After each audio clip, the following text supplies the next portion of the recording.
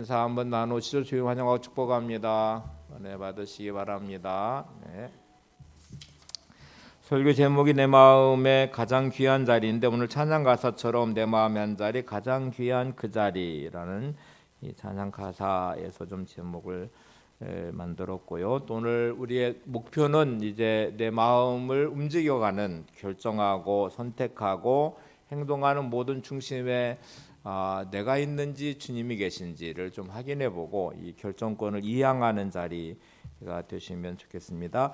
존 맥스웰 목사님이란 분이 계신데 이분은 고등학교 때에 사귀었던 여자친구가 나중에 결혼해서 이제 부부가 됐는데 이 책에 자신이 그 경험했던 경험을 이야기를 하면서 이제 책을 시작하는 내용이 있는데요. 자기가 집에 고등학교 다닐 때 집에서 여러 가지를 이렇게 분담을 해서 하는데 설거지하는 일이 제일 싫었대요. 그러니까 밥을 먹고 설거지해라 그러면 정말 너무너무 싫어서 이런저런 핑계를 대고 설거지를 하지 않으려고 노력했고 그래 틈만 나면 도망가서 이제 데이트를 했는데 여자친구 집에 가면 공교롭게도 이제 시간이 또 꼭 그러니까 꼭 설거지를 여자친구가 하게 되고 자기는 너무나 자연스럽게 옆에 설거지를 도와주고 설거지를 했는데 그때 설거지는 억지로 하는 게 아니라 기쁨의 설거지였다고 합니다.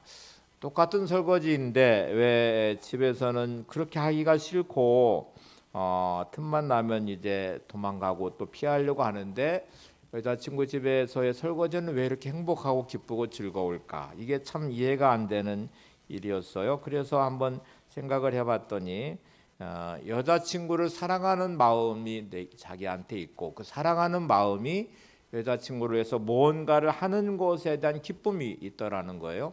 그러니까 하기 싫은 설거지가 행복한 설거지가 되고 그렇게 싫었던 설거지가 기쁨의 설거지가 된 이유는 단지 그 여자친구 때문이었습니다. 기쁨의 대상인 여자친구, 사랑의 대상인 여자친구를 위해서 또 함께하는 시간과 함께 뭔가 할 수 있다는 것이 그렇게 큰 기쁨이고 행복인 줄을 몰랐다는 거예요. 자 이제 이 존 맥스웰 목사님 이야기를 꺼낸 이유가 있습니다. 살면서 우리는 너무너무 하기 싫어. 이런 것들이 어느 순간에는 너무너무 좋은 것이 되기도 하고요.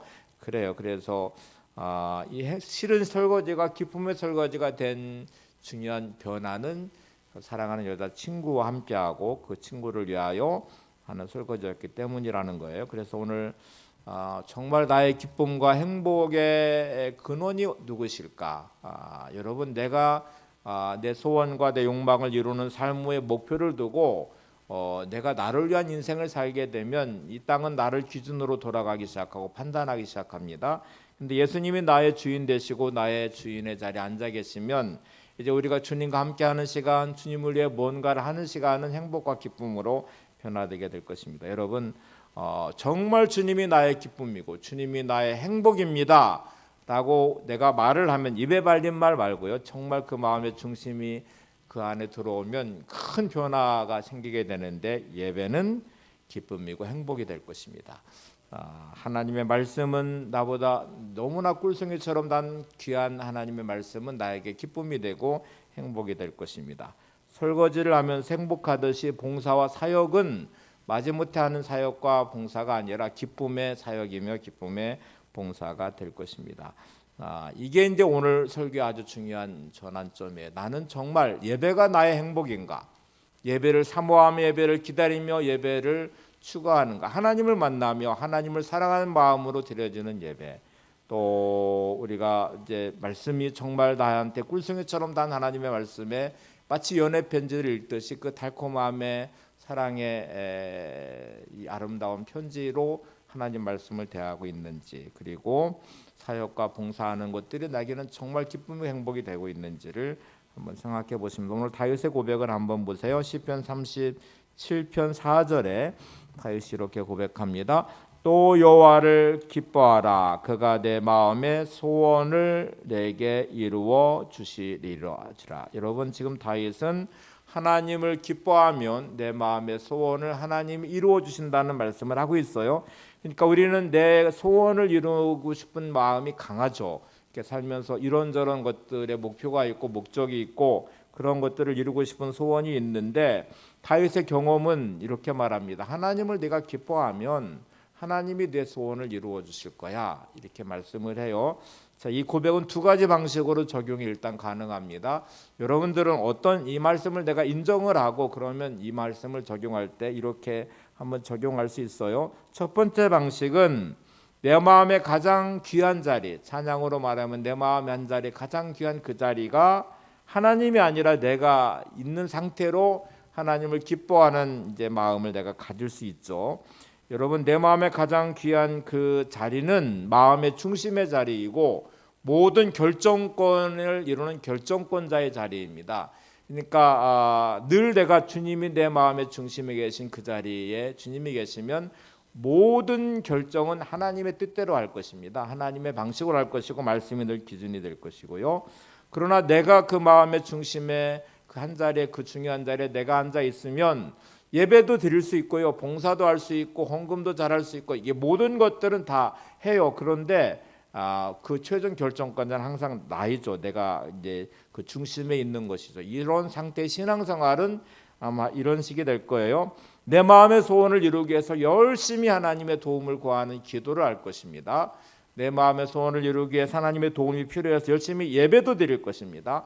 봉사와 사역도 할 것이고 헌금도 할 것이고 그러면서 우리는 이렇게 마치 딜을 하듯이 하나님, 제가 이렇게 열심을 내서 예배도 드리고 봉사도 하고 사역도 하고 헌금도 하고 제가 그러니까 하나님 저한테 이 소원을 이루어 주십시오. 이렇게 이제 기도를 할 거예요. 자, 이제 이분에게는 겉에서 볼 때 열심도 있고 또 정말 하나님 사랑하는 마음이 있는 것처럼 보이는 열정도 있고 이제 그래요. 근데 살면서 내 뜻대로 안 되는 일이 수없이 벌어지죠. 내 안에 중심이 내가 있으니 하나님의 뜻과 어긋나는 수많은 삶의 자리는 실패도 있을 수 있고 질병도 있을 수 있고 뭐 여러 일들이 수없이 벌어지겠죠. 그러면 이제 회의가 들기 시작합니다. 야, 내가 이렇게 열심히 했는데 예배도 열심히 드렸고 봉사도 열심히 했고 내가 전도도 열심히 했고 뭐 헌금 생활도 잘했고 근데 왜 내 인생은 이래? 왜 내 뜻대로 안 되는 거야? 내가 이런 소원 가지고 있는데 하나님은 왜 내 소원을 안 들어주시는 거야? 이제 이렇게 생각하는 어떤 순간이 다가오게 될 거예요. 그러면 점점 신앙의 회의가 느껴지기 시작하고 그러면 열심도 사라지며 이런저런 핑계를 대면서 이제 하나하나 예배가 무너지고 사역이 무너지고 또 헌금 생활도 무너질 수 있고 뭐 이렇게 뭔가 계속 무너져 내려요. 그러다가 어느 순간부터 기대하는 마음도 사라지니 신앙생활에 재미도 없고 행복하지도 않고 그러니 이제 부담이 되기 시작하고 그러면 습관 따라 신앙생활하는 곳으로 전락을 하다가 변질되다가 어느 순간에는 교회를 떠나기도 하고 형식적인 신앙생활로 전락해 버릴 수도 있습니다. 자, 이 다 원인을 한번 찾아보세요. 예수님이 주님이라고 말하면서 예수님이 나의 주인이라고 고백하면서 내 삶의 결정권자는 여전히 나입니다. 예수님이 나의 주인이라고 고백하면서도 여전히 내 인생의 주인은 나입니다. 나의 관심은 하나님이 아니고 실질적으로는 내 자신이 나의 중요한 관심이라는 말이에요. 두 번째 방식은 한번 살펴볼게요. 내 마음의 가장 귀한 자리가 이제 내가 아니라 하나님이 내 마음의 중심에 계시고 내 마음에 가장 귀한 자리에 하나님이 계시면 어떤 변화가 일어나게 될까? 이건 좀 다른 변화가 생기게 될 것 같아요. 어떤 사람이 예수를 믿기 전에는 예를 들어서 욕심이 가득한 사람이었습니다.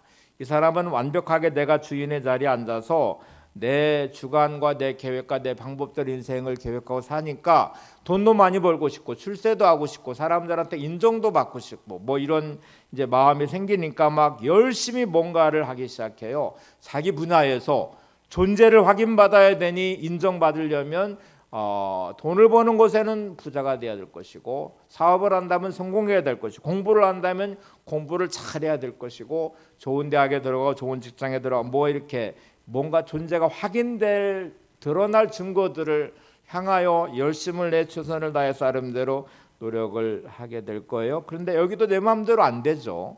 내 마음대로 안 되니까 때로는 좌절하고 때로는 한계를 느끼고 이런저런 방법을 찾아보다가 어떤 분이 전도를 하는데 예수 믿으면 잘 된대. 뭐 이래서 이제 예를 들어 전도를 받아서 교회에 나갔어요. 그래서 정말 마음의 소원을 이루기 위해서 열심히 첫 번째 방식의 신앙생활이죠. 내가 주인 자리에 앉아서 가장 귀한 자리에 내가 앉고 소원을 이루게 하나님을 기뻐하는 방향을 향하여 예배도 이루고 봉사도 하고 사역도 하고 이렇게 이제 해요. 근데 말씀을 듣고 예배를 드리고 은혜를 받으면서 깨달아지는 어떤 지점이 생겼어. 이 깨달아지는 거는 야, 하나님이 내가 뭔가를 해서 나를 인정하시는 게 아니고 세상 사람들은 내 존재를 증명해야 인정해주고 사랑받을 만한 해야 사랑을 내주시는데 하나님은 안 그러시는구나. 내 존재만으로도 하나님은 기뻐하시고 나를 사랑하시는구나.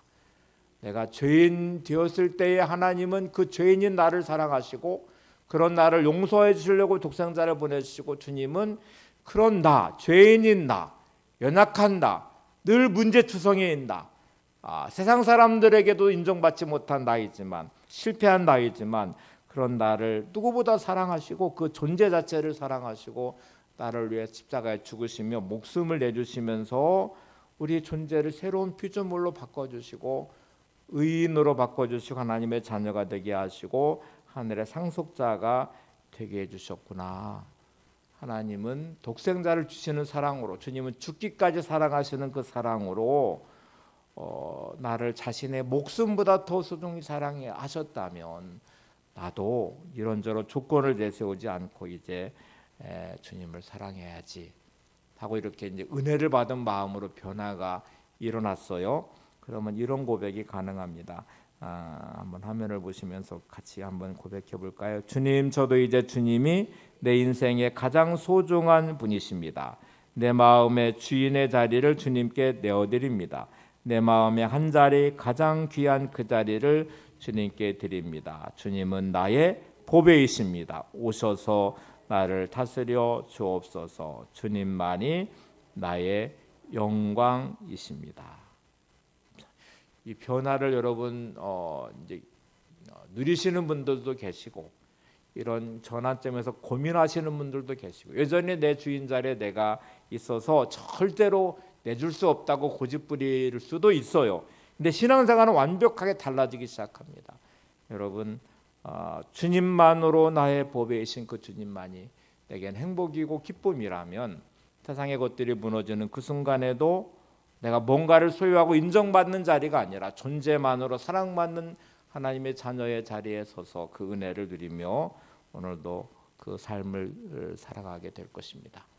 실패하는 그 순간에도 나를 사랑하시는 주님의 사랑과 위로 안에서 다시 힘을 얻게 될 것이고요. 내가 뭔가를 위해서가 아니라 이루어서가 아니라 그냥 있는 모습 그대로 사랑하신 주님 안에서 우리는 위로받을 것이고 그 안에서 행복할 것이 기쁨이 가득할 것입니다. 예수님이 너무 좋으니 예수님 생각만 해도 미소가 나오고 예수님 생각만 해도 기쁨이 있고 그러니 예배가 기다려지고 봉사와 사역이 기쁨이며 주 앞에서 함께하는 시간들이 말씀이 늘 내 기쁨이고 행복이 될 것입니다. 이때는 우리가 주님 안에서 이런 이 고백의 찬송이 가능합니다. 주 안의 기쁨 누림으로 마음의 풍랑이 잔잔하니 세상과 나는 간 곳 없고 구속한 주만 보이도다. 이것이 나의 간증이요 이것이 나의 찬송일세. 나 사는 동안 끊임없이 구주를 찬송하리로다. 주 안의 기쁨 누림으로 마음의 풍랑이 잔잔하니 세상과 나는 간 곳 없고 구속한 주만 보이도다. 이것이 나의 간증이요 이것이 나의 찬송일세. 나 사는 동안 끊임없이 구주를 찬송. 한 번만 더 고백해보죠.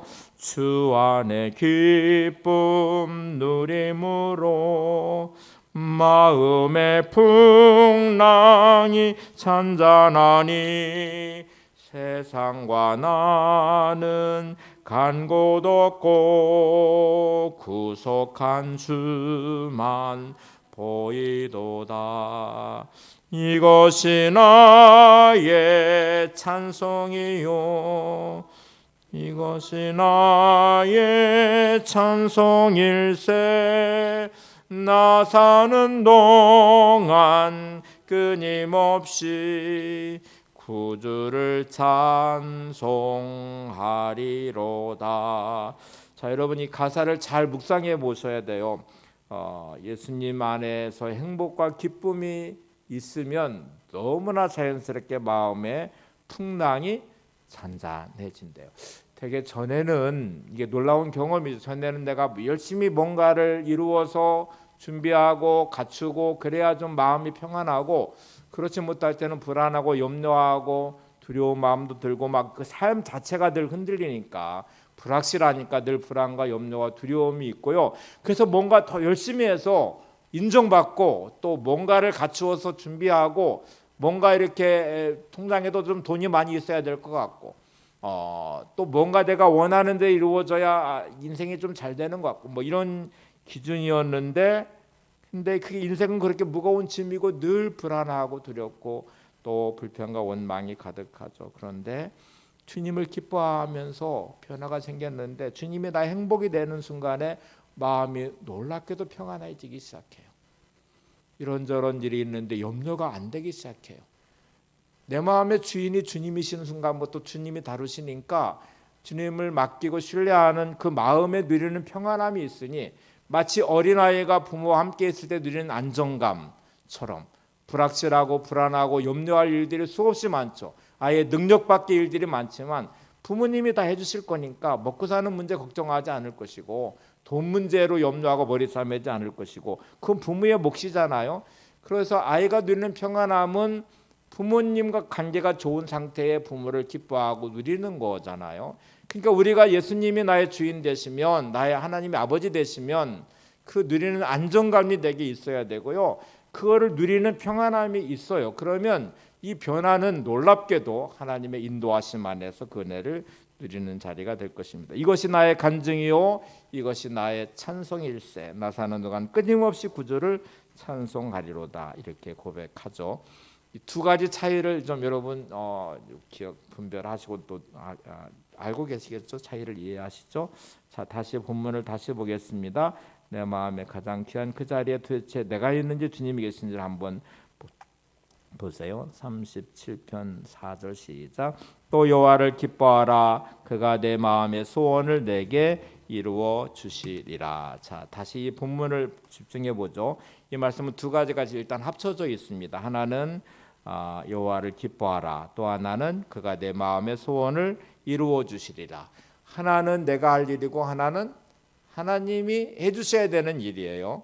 자, 이 구분이 되시죠? 여호와를 기뻐하는 것은 내가 해야 할 일입니다. 내 마음의 소원을 이루어 주시는 것은 하나님이 하실 일이에요. 이 영역이 아주 분명하게 나눠져 있어요. 근데 여러분 이 말씀의 영역 안에서 이 나의 영역과 하나님의 영역이 구분되어 있는데 이게 모호하게 뒤바뀌는 것도 문제고 영역을 넘어서도 안 됩니다. 여러분 선을 넘지 말아야 돼요. 내가 감당해야 될 거를 감당하고 하나님이 해주실 거를 기대하고 그렇게 살아가는 것, 내가 하나님의 영역을 침범해서 마치 소원을 내가 이루는 것처럼 착각하시면 안 돼요. 열심히 하는 거는 내가 할 몫이죠. 근데 열매를 거두는 거는 하나님이 주셔야 되거든요. 농부가 열심히 농사를 짓는다고 다 풍년을 맞이하나요? 그렇지 않죠. 그렇다고 아이고 이 불확실한데 내가 농사를 못 얻어줘. 그리고 농사를 안 지면 그것도 잘못된 것이죠. 농부가 할 일은 열심히 최선을 다해서 씨 뿌리고 가꾸고 비료 주고 거름 주고 뭐 잡초를 뽑고 하여튼 할 수 있는 거를 하고 그리고 그 열매를 주신 하나님을 기대하는 것이잖아요. 내 삶에서 내가 할 일이 있고 하나님이 해주셔야 되는 일이 있습니다. 우리가 할 일은 하나님을 기뻐하는 것입니다. 하나님의 나의 주인 되심을 고백하며 나의 일상의 시간들을 소중히 여기고 하나님 주신 삶을 온전히 살아내는 것입니다. 그리고 이루시는 하나님을 기대하고 하나님의 은혜를 누리는 것입니다. 이게 신앙생활. 그 은혜가 있기 때문에 예배가 기다려지고 예배가 행복하고 그 은혜가 있기 때문에 봉사와 사역도 기쁨이고 헌금을 드리면서도 행복하고 뭔가 이렇게 이루어지는 하나님의 은혜들이 흘러가게 되겠잖아요. 그런 신앙생활을 하잖아요. 근데 만약에 내 마음의 주인에 내가 있고 하나님을 이용하기 시작해요. 소원을 이루는 방식으로 하나님을 기뻐하는 것을 조건으로 삼고 이렇게 뭔가 주인 자리가 바뀌어지면 이 헨리 나웨어는 이거를 산타크로스를 기다리는 아이들이라고 비유했습니다. 이거는 너무 중요한데요. 크리스마스 때 어린아이들이 누구를 기다렸냐면 산타크로스를 기다려요. 이유는 뭘까요? 산타크로스를 만나고 싶어서 교제하고 싶어서 그럴까요? 거기서 가져오는 선물. 관심은 뭐만 있어요? 선물에만 있어요. 산타크로스를 기다린다고 말하지만 실제로는 아이들의 마음에는 산타크로스가 가져오는 선물에 관심이 있어요. 이게 선물만 받으면 산타크로스는 금방 잊어버립니다. 왜냐하면 산타크로스를 기다린 이유는 선물 때문에 그래요. 여기 인격적인 만남은 존재하지 않고요. 물질적인 관계와 조건만 있을 뿐입니다. 우리의 신앙생활이 산타크로스를 기다리는 아이 같은 신앙생활을 하는 사람들이 많아요. 내가 원하는 것을 이루기 위한 신앙이에요. 내가 원했던 뭐 그게 물질이든 건강이든 때로는 뭐 어떤 것이든 공부를 잘하고 뭐 학교에 좋은 학교에 가고 좋은 직장에 가고 좋은 배우자를 만나고 뭐 하여튼 막 수많은 조건들이 그 안에 달아 놓았는데 그리고 하나님을 진짜 사랑하고 예배하는 예배자인 것 같고 열심히 사역하는 것 같은데 내 안에는 중심이 나예요. 그러니 산타크로스를 기다리는 아이들과 별반 다르지 않아요. 내 마음에 누가 있는지가 정말 중요한데 한 구절을 더 오늘 본문을 볼까요? 잠언 16장 3절 시작. 너의 행사를 여호와께 맡기라 그리하면 내가 경영하는 것이 이루어지리라. 이것도 두 문장으로 이루어져 있죠. 너의 행사를 여호와께 맡기라는 것은 또 내가 경영하는 것을 이루어지라는 말씀이 있는데 여기 첫 번째 앞에 부분은 행사를 여호와께 맡기라는 것은 위임하는 것입니다. 이게 주인 자리에 내어놓아라. 그래서 너는 너의 행사를 네 마음대로 하지 말고 너의 마음의 주인 한 자리 가장 귀한 그 자리가 주님이 하나님이 계셔서 하나님께서 너의 인생을 경영하도록 좀 맡겨라. 그러면 네가 경영하는 것들 다 이루어질 것이다. 이렇게 말씀을 해요. 여러분 오늘 이 말씀은 뭐 불확실하지 않잖아요. 너무 확실하게 너 주인 자리를 네가 경영하지 말고 하나님께 맡겨서 위임하면 네가 그럼 너 경영하는 그것 하나님이 너 이루어 주실 거야. 이렇게 말씀을 합니다. 자, 여러분 내가 자리에 경영을 내가 하고 위임하지 않는 사람의 신앙생활하는 사람들의 기도는 말할 것 없이 청원하는 기도를 드려요. 이 기도는 또 달라져요. 내가 바라는 소원을 정말 간절히 기도하는 청원하는 기도의 자리에 서는데 이 사람은 정말 열심히 기도하네, 금식하면서 기도하네, 밤낮으로 기도하네. 이 기도도 정말 하기가 쉽지 않은데 이 사람은 여전히 내가 원하는 소원을 이루기 위해 하나님의 도움을 받기 위한 기도를 하고 있어요. 그래서 현실적으로 내 생각대로 되지 않고 내 뜻대로 되지 않으면 기도하면서 실족하고 기도하면서 시험 들고 기도하면서 실망하고 그래요. 하나님이 왜 내 소원을 안 들어주는 거야? 하나님이 왜 내가 이렇게 간절히 기도하는데 내가 이렇게 금식하며 기도하는데 내가 이렇게 밤낮으로 기도하는데 내 인생은 왜 이런 거야? 하고 여전히 내 중심에 내가 있어서 그 상태로 기도하니까 열심을 내지만 여전히 욕심이 내 안에 가득하고 미움과 분노가 가득하고 절대로 내 중심에서 벗어나지 않아요. 내 기준에서 벗어나지 않으니 이렇게 이 기도 안에는 인격의 변화도 없고 하나님 관계의 친밀함도 없고요. 기도하지만 용서도 일어나지 않고 사랑도 하지 않습니다. 생각이 바뀌지 않아요. 이상하게 들릴지 모르지만 신앙생활하면서 이런 사람들은 하나님의 말씀이 되게 다가오는 것이 두려워요. 말씀대로 결단하면 내가 많은 것들을 포기해야 될 것 같아요. 하나님 말씀은 내 발의 등이 아니라 걸림돌 같이 느껴지기 시작해요. 그러니 선택적인 결정을 합니다. 어느 것은 내 뜻과 하나님의 말씀이 맞으면 순종하고 내 뜻과 하나님과 말씀이 안 맞으면 말씀을 버려버려요. 여러분은 어느 결정의 순간에 얼마나 많이 하나님의 뜻을 버리고 사명에서 벗어나고 예배를 버리고 사역을 버리고 모든 것을 버려버려요. 내 중심에서 기준에서 벗어났으니까 절대로 용서할 수 없으니 말씀을 버려버려요. 사랑할 수 없으니 말씀도 버려요. 내 삶의 분주함과 내 원하는 것들을 이루는 삶의 자리니까 예배도 버려요. 그러니까 다 버려요. 어느 순간에 결정의 순간이야. 그러니까 말씀은 내 발의 등이 아니에요. 말만 등불이지 걸림돌처럼 생각해요. 내 마음에 가장 귀한 그 자리 예수님이 내 안에 중심에 계시면 이제 변화는 이렇게 일어나게 될 것입니다.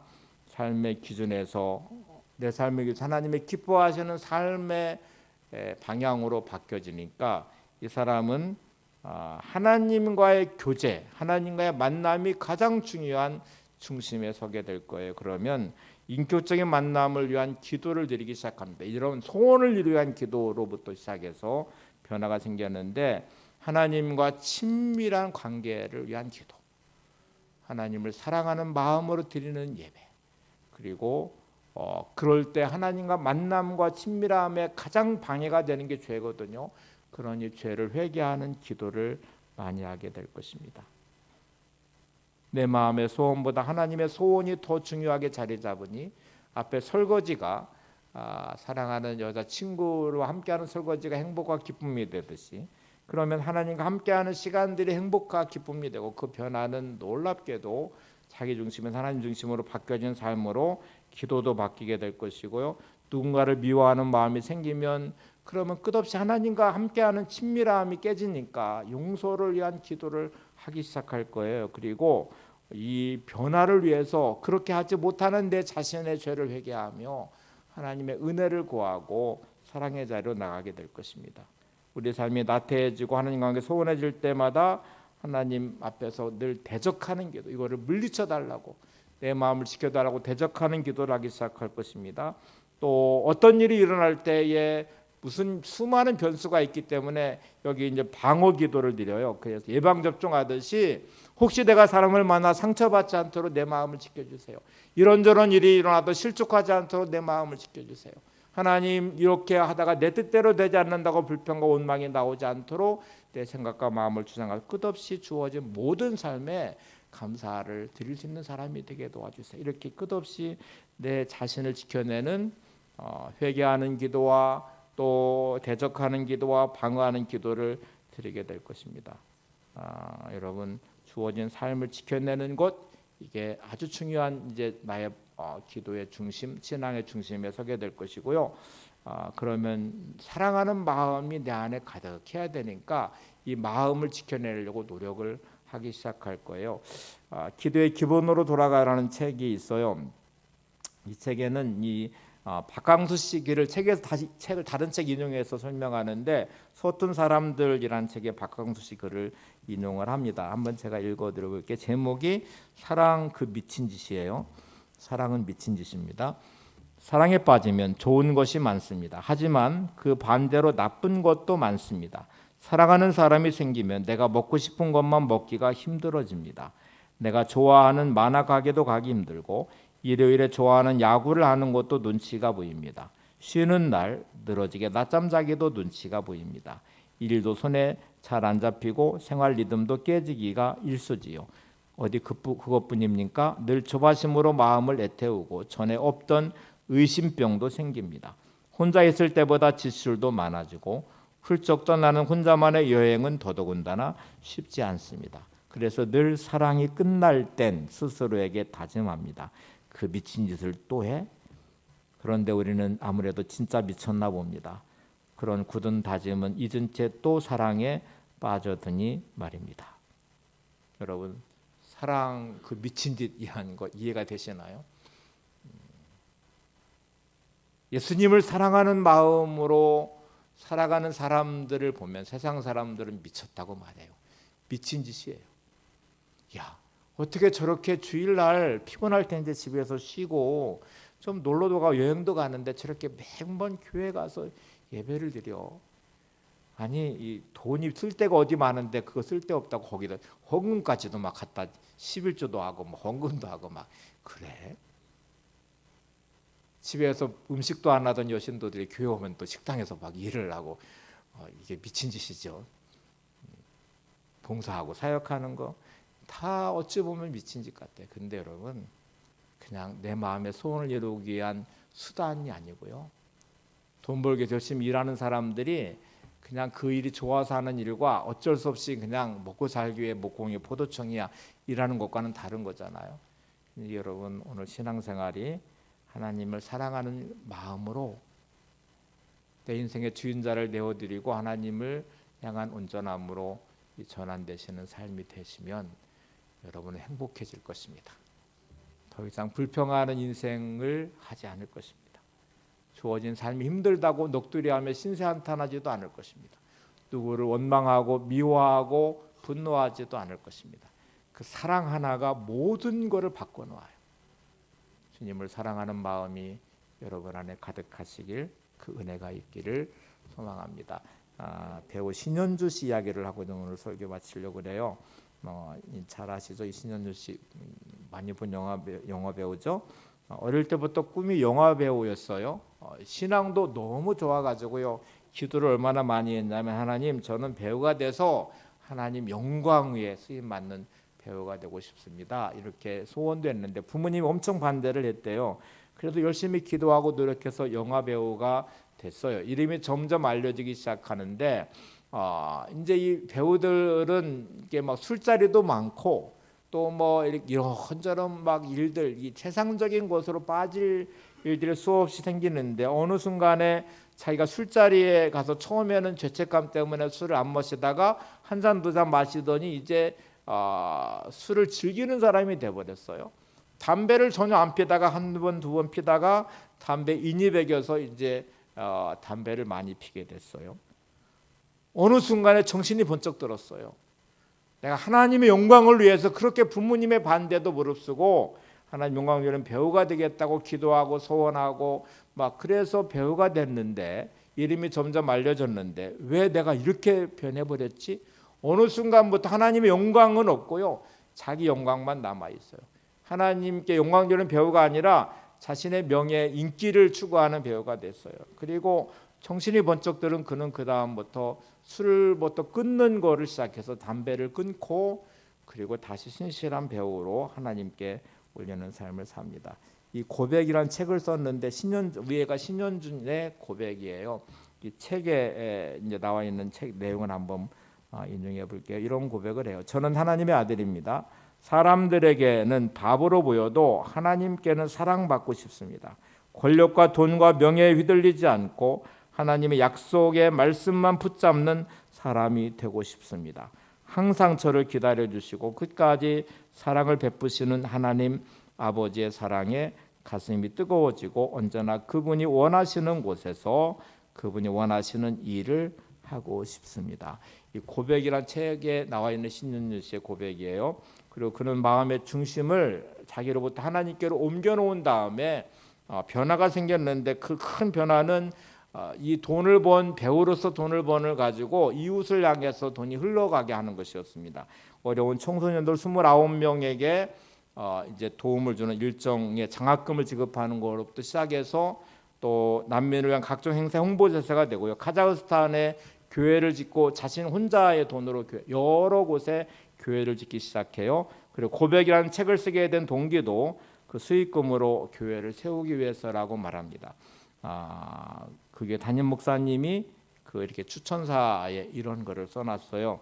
신현준 형제는 해외에서 돌아올 때 그날이 주일이면 인천공항에서 곧바로 교회로 달려옵니다. 그는 하나님의 마음에 합한 삶을 열연하는 하나님이 쓰시는 배우입니다. 그에게 영화의 현장은 하나님을 경험하는 삶의 장이요, 배우라는 달란트는 하나님의 뜻을 이루는 선교의 현장입니다. 오늘 각자 우리의 삶에서 내 삶의 자리의 주인이 누군지를 점검해 보시고 그 가장 귀한 그 자리가 주님이 계시기를 소망합니다.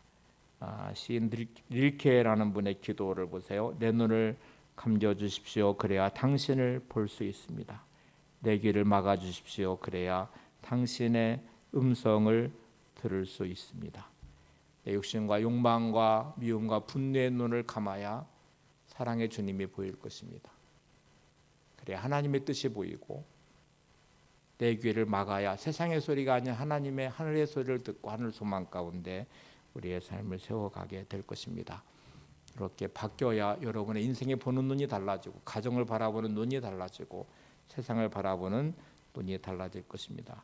이때 우리는 하나님을 기뻐하는 삶의 자리에 그리고 나의 모든 행사를 하나님께 맡기는 삶으로 전환될 것이고요. 그때 우리는 나의 모든 소원을 이루어 주시는 하나님, 나의 인생을 경영해 주신 하나님을 만나게 될 것입니다.